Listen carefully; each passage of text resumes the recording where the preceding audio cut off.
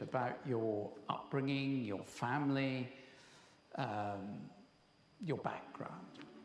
Thank you, Your Grace, and thank you for welcoming me and for this interview. I was born in 1964 in a deep rural village in Narok, deep rural Kenya, next to the Masai Mara, not so far away. And I was born to a large polygamous family. My father had 11 wives. And my mother was number 7. They were not Christians. Around 1969, when I was 4 years old, my father died.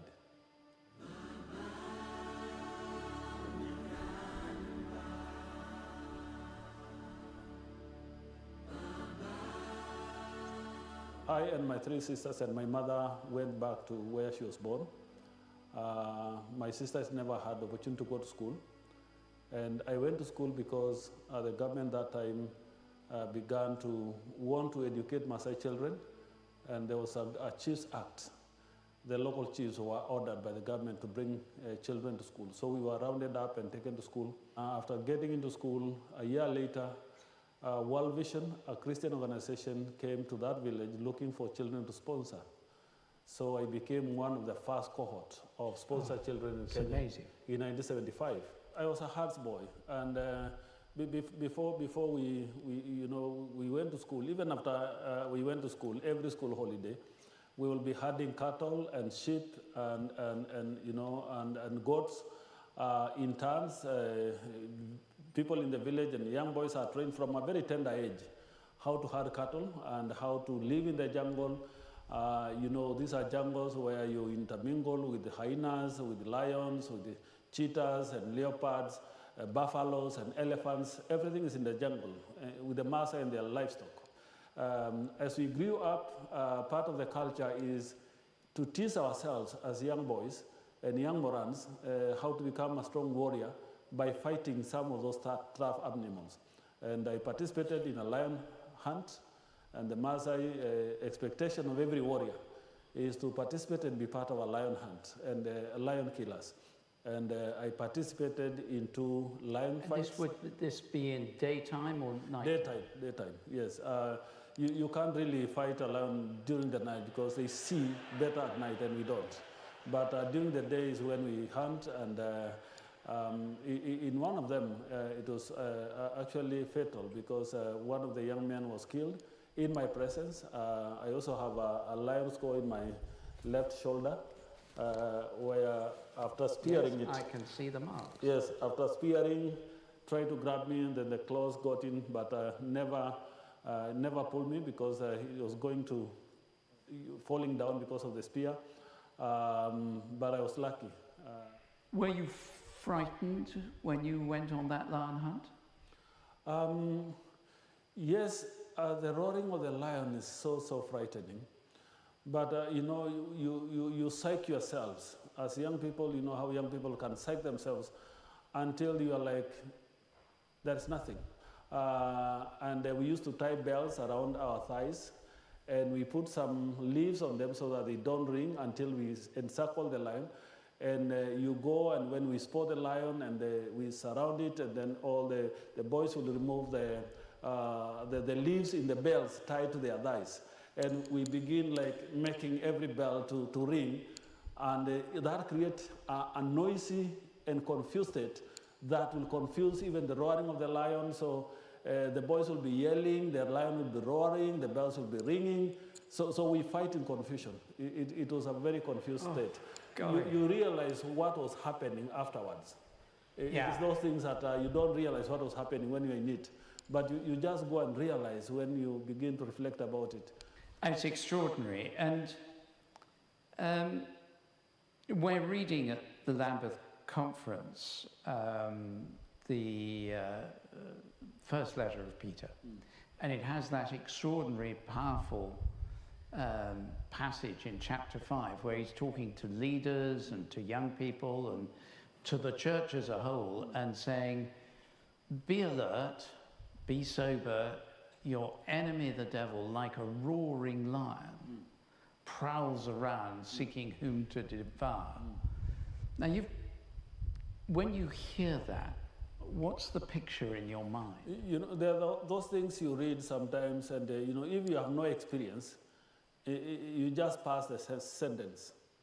But as I read that passage, and you know, speaking of the roaring of the lion, called to my mind the roaring of the lions we fought.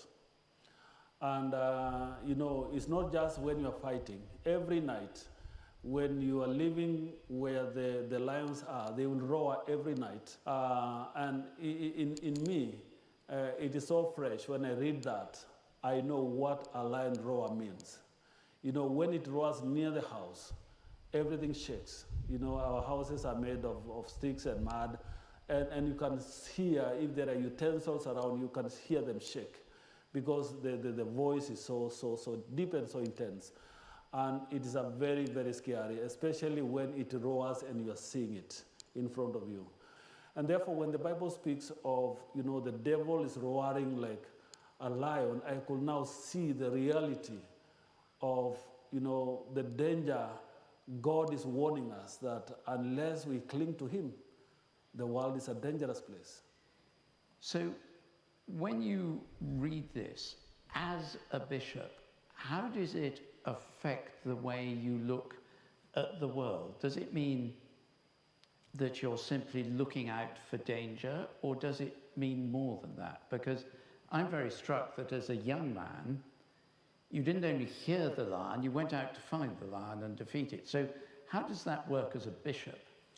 Yeah, shepherding is a big thing in my culture, because you grow into it.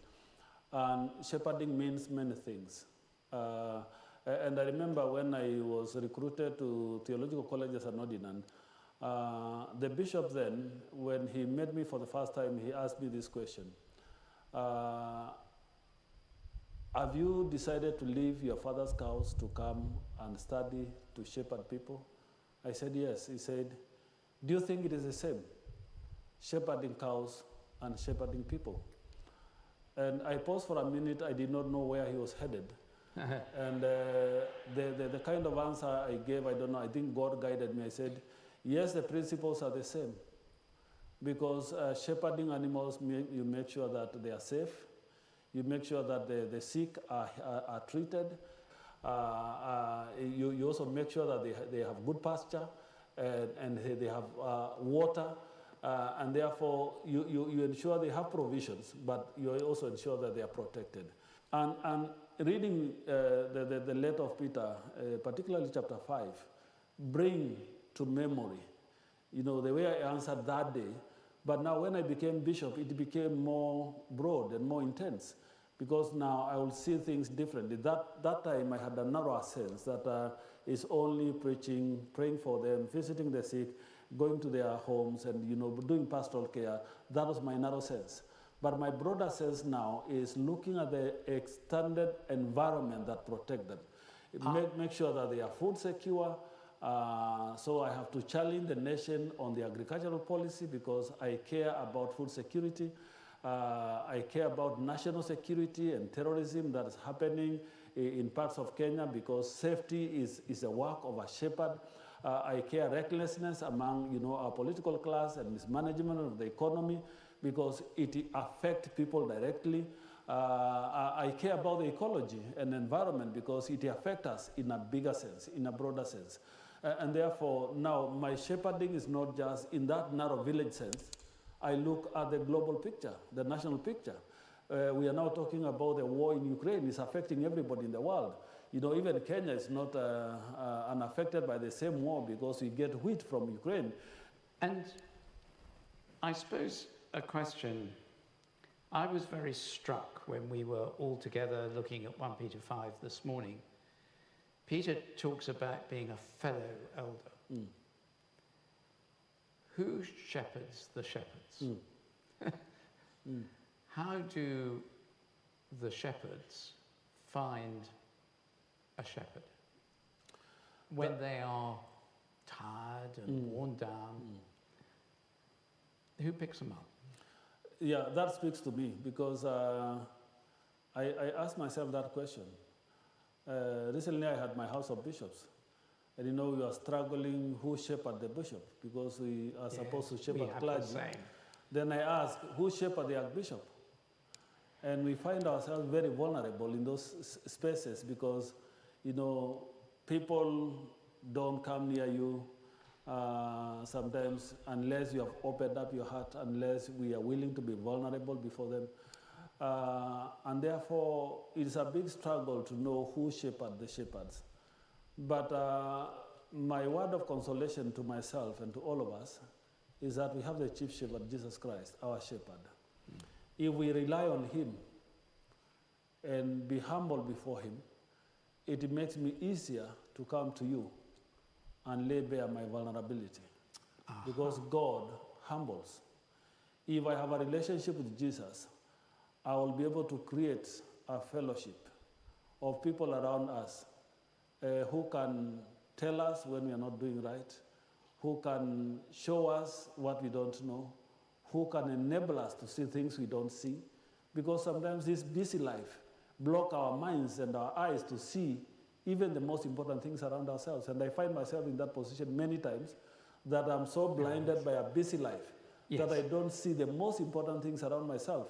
And therefore, we need God to show us who can give us support, because we are human and we are weak like everybody else. And I think that's what we need to learn from Peter as a church and ask ourselves, are we playing the elder's role? Are we humble enough? Are we showing by example? Do we show them what to do and how to do it? Yeah, Yes. that's right, yes. And I think when Peter is talking to himself as an elder among elders, he has reduced himself to the same level. Isn't that extraordinary? The Apostle Peter Yes. reduces himself to their level. Yes. It's so beautiful, that. It inspires me. Your Grace, Archbishop Jackson, thank you very, very much indeed. That has been wonderful. I'm Thank so you. grateful. Thank you so much.